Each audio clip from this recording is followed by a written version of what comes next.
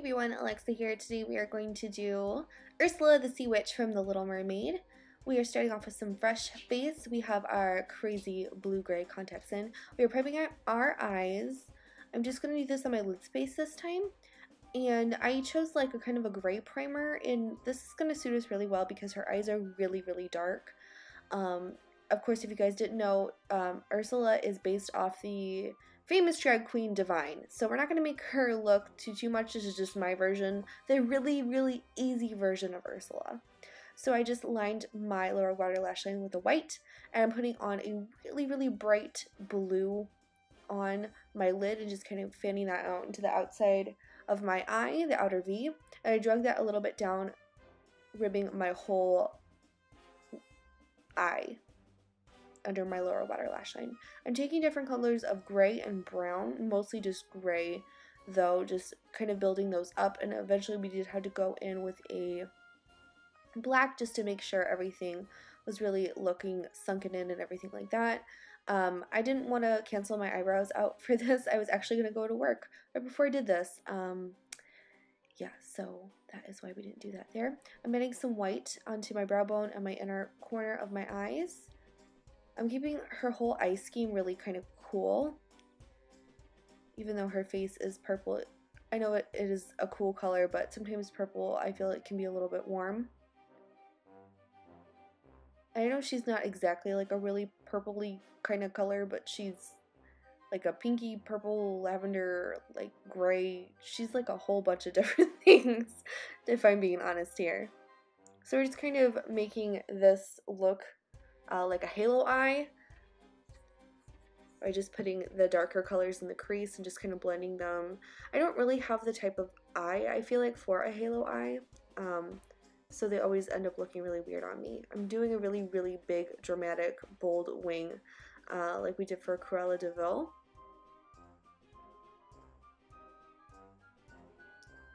Just making it really, really bold. I'm putting on a little bit of mascara, top and bottom lashes, just so we get a nice base for our false lashes to set on, and I did use really, really big ones for this one too.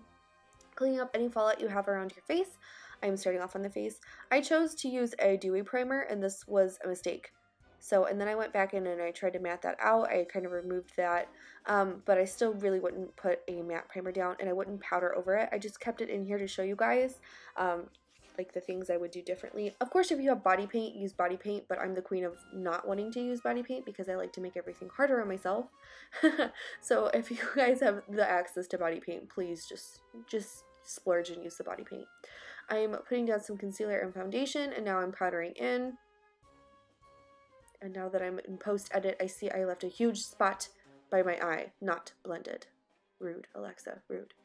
I'm just tracing some lashes on the outsides of my eye, just kind of flicking down.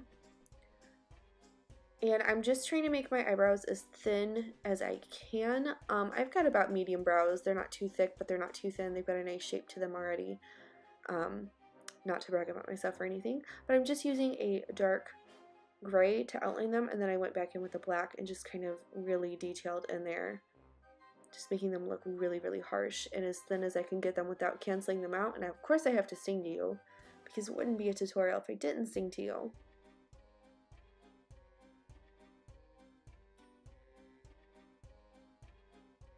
Now we're starting off with the purple. I went in with a kind of dense brush, and I just started off by contouring around my temples. That's all I was going to do really, but then I'm like, no, I don't like it. So I just decided to do my whole face and like neck area. Of course, if you're doing this like full on, not the easy way out, I would totally take this down and make it really, really awesome and contour with pinks and purples and like darker grays and stuff like that. But I just stuck within the purple family. Her chin is really, really prominent, so that is what I'm making right there. And she's got like really, really heavy cheekbones with a really large like cheek indent in her nasal alveolar fold. So that is what I'm doing. I'm just using different colors. I chose to use like a silver pink for my highlighter color.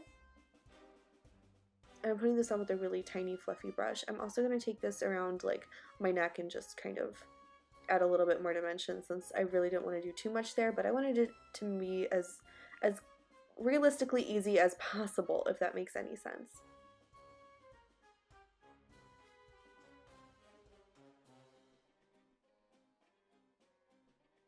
I'm adding her signature red lip. I added about 3 coats of this, so don't think this one coat was just the end of it. I'm adding her a little mole, and I added some really, really big tapered false lashes, as you can see. My wig that I chose, this is the only one I had. I'm planning on ripping this apart soon, so that's why I chose this one. But it is basically a Marilyn Monroe wig. But I try to make it look as crazy and kind of disheveled as I possibly could. She kind of has like a white faux hawk going on, so yeah, she kind of turned into an Ursula Marilyn Monroe at the end. But I still had so much fun making this, and I love you guys, and I will see you in day 15. Happy Halloween. Bye.